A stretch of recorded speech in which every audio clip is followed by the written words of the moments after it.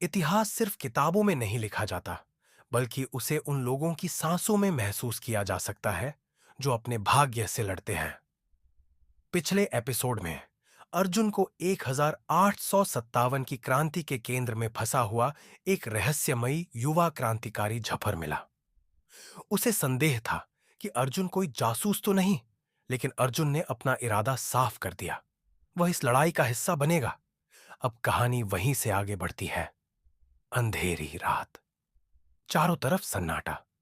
अर्जुन ने अपनी सांसों को नियंत्रित करने की कोशिश की। उसके सामने खड़े थे झफर और बुजुर्ग क्रांतिकारी अली बाबा, जो इस गुप्त क्रांतिकारी समूह के प्रमुख थे। अगर हमें अंग्रेजों को हराना है, तो हमें उनके हथियारों का ठिकाना ढूंढना होगा, अली बाबा बोले। अर्जुन ध्यान से सुन रहा था। हमें खबर मिली है कि शहर के बाहर बनी छावनी में ब्रिटिश सैनिकों का एक गुप्त हथियार डिपो है। वहां ढेरों बंदूकें और बारूद छिपा रखा गया है।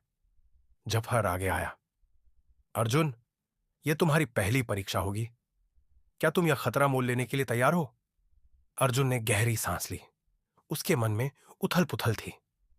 क्या मैं सच में इस मिशन पर जाऊं? यह मेरा समय नहीं है। लेकिन अगर यह मेरा समय नहीं होता, तो मैं यहां क्यों होता? मैं तैयार हूं, उसने दृढ़ आवाज में कहा। बहुत बढ़िया, अली बाबा मुस्कुराए। पर याद रखना, यह सिर्फ जासूसी का मिशन है। कोई भी गलती और तुम्हारी जान खतरे में पड़ सकती है। अर्जुन और जफर काली चादर ओढ़े हुए छावनी की ओर बढ़ रहे थे। रात के घने अंधेरे में केवल मशालों की रोशनी झिलमिला रही थी। छावनी एक किले जैसी मजबूत संरचना थी।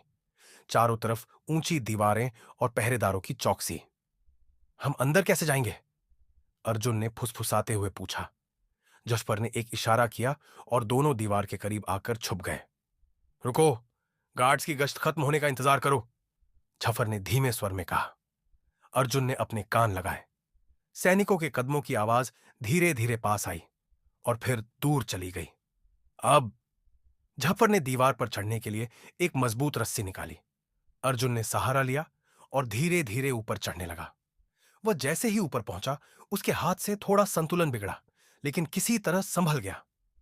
संभल कर, अगर गिर गए तो सीधा काला पानी की सजा मिलेगी, झफर ने हल्का मजाक किया। अर्जुन ने गहरी सांस ली और अंदर कूद गया। छावनी के अंदर घुप अंधेरा था। दूर कहीं सैनिकों की धीमी बातचीत हो रही थी। अर्जुन और झप्पर छुपते छुपाते एक बड़े गोदाम के पास पहुंचे। यही है वो जगह, झप्पर फुसफुसाया। अर्जुन ने चारों ओर देखा। लकड़ी के बड़े बड़े बक्से पड़े थे। उसने एक का ढक्कन उठाया। अंदर बंदूकें भरी थीं। इतने हथियार! अगर ये हमारे हाथ लग जाए तो अंग्रेजों को बड़ा झटका लगेगा, अर्जुन ने उत्साहित होकर कहा। लेकिन तभी क्लिक! एक बंदूक की नली अर्जुन की गर्दन से सट गई। एक भी हरकत की तो यहीं ढेर कर दूंगा। अर्जुन और झप्पर ने धीरे धीरे मुड़कर देखा। सामने एक अंग्रेज सैनिक खड़ा था, आंखों में क्रूरता और बंदूक तैयार। तुम लोग यहां क्या कर रहे हो? उसने गुस्से में पूछा। अर्जुन के दिमाग में बिजली की तरह कई विचार कौंध गए। अब क्या करें? भागे, लड़े, या कोई और रास्ता निकालें? क्या अर्जुन इतिहास के इस पन्ने में अटक जाएगा, या वह इसे अपने अनुसार मोड़ पाएगा? ये सब जानने के लिए सुनते रहिए कालचक्र, अनंत यात्रा। कभी कभी मौत के कगार पर होते हुए भी इंसान को यह एहसास होता है कि जीवन की सबसे बड़ी परीक्षा बचने की नहीं, बल्कि सही रास्ता चुनने की होती है।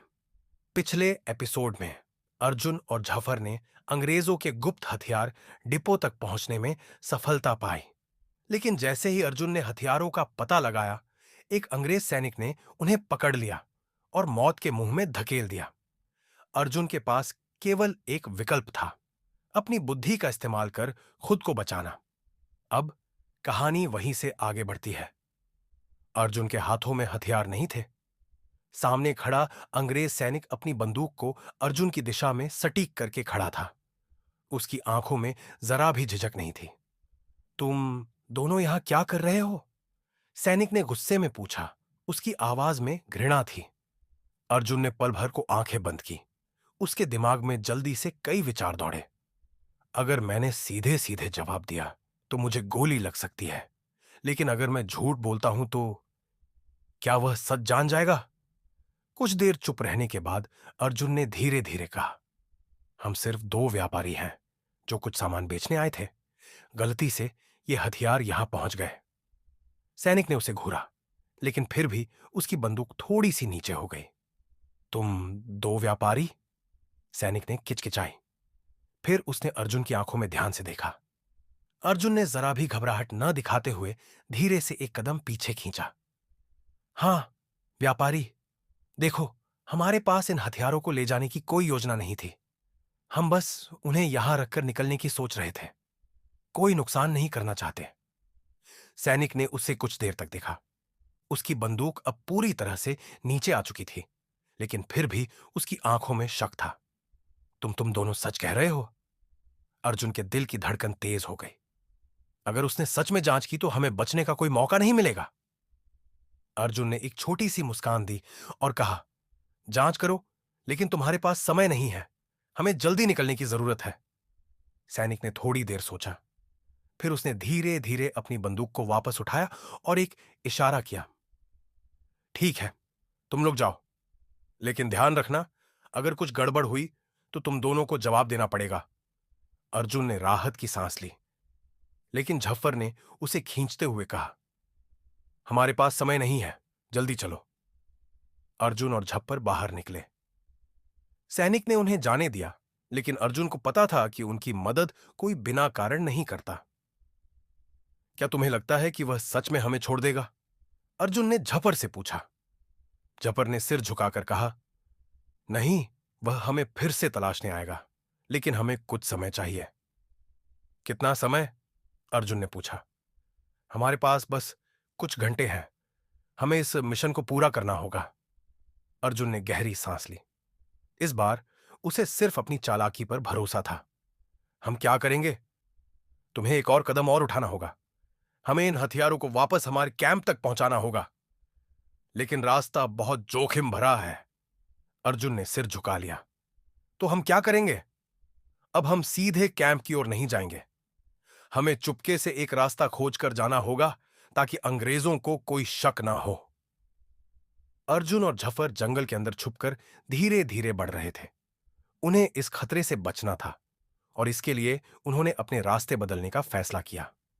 लेकिन जैसे ही वे एक संकरी राह पर चलने लगे, एक और ब्रिटिश गश्ती दल उनके रास्ते में आ गया। हम फंस गए, अर्जुन ने झफर से कहा। झफर ने आंखों में एक ताजगी दिखाई और फिर उसने अर्जुन को इशारा किया। ध्यान से, हमें इन लोगों को चकमा देना होगा। अर्जुन ने कुछ पल के लिए सोचा। वह जानता था कि अब अगर एक गलती भी हुई तो वे पकड़े जाएंगे। क्या तुम तैयार हो? झफर ने कहा। अर्जुन ने सिर हिलाया। अब या कभी नहीं। क्या अर्जुन और झफर अपने मिशन में सफल होंगे, या वे मौत के मुंह में फंस जाएंगे? ये सब जानने के लिए सुनते रहिए। कालचक्र अनंत यात्रा। युद्ध सिर्फ तलवारों से नहीं जीते जाते, बल्कि दिमाग की चालाकी और सही समय पर सही निर्णय लेने से भी इतिहास बदला जाता है। पिछले एपिसोड में अर्जुन और झफर ने अंग्रेजों के हथियार डिपो का पता लगा लिया, लेकिन एक ब्रिटिश सैनिक ने उन्हें पकड़ लिया। अर्जुन की बुद्धिमानी से वे बच निकले, लेकिन अब एक नया खतरा उनके सामने था। अंग्रेजों का गश्ती दल उनके रास्ते में था। अब कहानी वहीं से आगे बढ़ती है। अर्जुन और झफर रात के अंधेरे में जंगल के रास्ते से अपने गुप्त क्रांतिकारी कैंप की ओर बढ़ रहे थे, लेकिन तभी रुको! झफर ने अचानक अर्जुन को रोका। अर्जुन ने देखा, सामने कुछ हलचल थी। घोड़ों की हल्की टापों की आवाज सुनाई दे रही थी। गश्ती दल! अर्जुन फुसफुसाया। झफर ने जल्दी से एक झाड़ी की ओर इशारा किया। जल्दी छुपो! दोनों ने खुद को सूखे पत्तों के ढेर और झाड़ियों में छुपा लिया। अंग्रेज सैनिक पास आते गए। पृष्ठभूमि में घोड़ों के रुकने की आवाज, सैनिकों की बातचीत। क्या तुमने कुछ सुना? शायद कोई था। ध्यान से देखो। अर्जुन ने अपनी सांस रोकी। अगर सैनिकों को जरा भी शक हुआ तो उनकी योजना खत्म हो सकती थी। एक सैनिक नीचे उतरा और चारों ओर देखने लगा। अर्जुन के दिल की धड़कन तेज हो गई। सैनिक उनके बहुत करीब था, लेकिन तभी दूर कहीं जंगल में एक उल्लू ने तेज आवाज निकाली। सैनिक चौकन्ना हो गया, लेकिन अपने साथी से कहा, शायद कुछ नहीं था, चलो आगे चलते हैं। अंग्रेज सैनिक वहां से चले गए। अर्जुन और जाफर ने राहत की सांस ली। हम बाल बाल बचे, अर्जुन ने धीमे स्वर में कहा। कुछ घंटों बाद अर्जुन और झपर गुप्त क्रांतिकारी शिविर में पहुंच गए। वहां पहले से ही क्रांतिकारी योद्धा इंतजार कर रहे थे। अली बाबा ने अर्जुन को देखा और मुस्कुराए। तो तुमने हथियारों का ठिकाना पता लगा लिया? अर्जुन ने सिर हिलाया। हां, लेकिन हमें बहुत सावधानी से काम लेना होगा। अंग्रेज पहले से ही सतर्क हैं। जफर ने आगे कहा, हमें जल्द से जल्द छापामारी करनी होगी, वरना वे अपने हथियार कहीं और भेज देंगे। अली बाबा ने कुछ देर सोचा, फिर बोले, हम अगले चंद्रमा की रात को हमला करेंगे। तब रात घनी होगी और सैनिकों को कम दिखेगा। अर्जुन ने सिर हिलाया। लेकिन क्या हम इसके लिए तैयार हैं? अली बाबा मुस्कुराए। तुम्हें अभी बहुत कुछ सीखना बाकी है अर्जुन। युद्ध केवल हथियारों से नहीं, बल्कि हिम्मत और चतुराई से भी जीते जाते हैं। अर्जुन ने गहरी सांस ली। क्या मैं सच में इस विद्रोह का हिस्सा बनने के लिए तैयार हूं? लेकिन तभी एक क्रांतिकारी भागता हुआ आया। अंग्रेजों को हमारी योजना का पता चल गया है। वे हमारे ठिकाने की ओर बढ़ रहे हैं। सभी चौंक गए। अर्जुन ने तुरंत झपर की ओर देखा। अब क्या करें? अली बाबा ने तुरंत आदेश दिया, सभी योद्धा अपने अपने स्थान पर चले जाओ। यह लड़ाई अब टाली नहीं जा सकती। अर्जुन के अंदर एक अजीब सा कंपन हुआ। मैं पहली बार युद्ध में जा रहा हूं। अर्जुन को हथियार सौंपे गए। उसकी तलवार चमक रही थी। झफर ने अर्जुन को कंधे पर हाथ रखकर कहा, डर मत अर्जुन, यह तेरी पहली लड़ाई है, लेकिन तेरा इरादा सबसे मजबूत होना चाहिए। अर्जुन ने सिर हिलाया। तैयार हो जाओ, अंग्रेज किसी भी पल हमला कर सकते हैं। रात के अंधेरे में अंग्रेजी सैनिकों के घोड़ों की टापें जंगल में गूंज रही थीं। अर्जुन और बाकी क्रांतिकारी योद्धा पेड़ों के पीछे चट्टानों के सहारे छिपे हुए थे। जब वे पास आएंगे तब हमला करना। अली बाबा ने इशारा किया। घोड़े और सैनिक नजदीक आ रहे थे। अर्जुन की उंगलियां तलवार की मुठ पर कस गईं। सैनिकों के बहुत करीब आते ही अब एक विस्फोट हुआ। विद्रोहियों ने चारों ओर से हमला बोल दिया। अर्जुन ने पहली बार तलवार उठाई और एक सैनिक पर वार किया। युद्ध शुरू हो चुका था। अर्जुन चारों ओर देख रहा था। युद्ध की आग फैल चुकी थी। यह मेरी परीक्षा की घड़ी है। अगले एपिसोड में अर्जुन का पहला युद्ध और मौत से सामना। अर्जुन की पहली लड़ाई, क्या वह जीत पाएगा? अंग्रेजों ने घातक रणनीति अपनाई है। क्या क्रांतिकारी शिविर बच पाएगा? यह सब जानने के लिए सुनते रहिए काल चक्र अनंत यात्रा।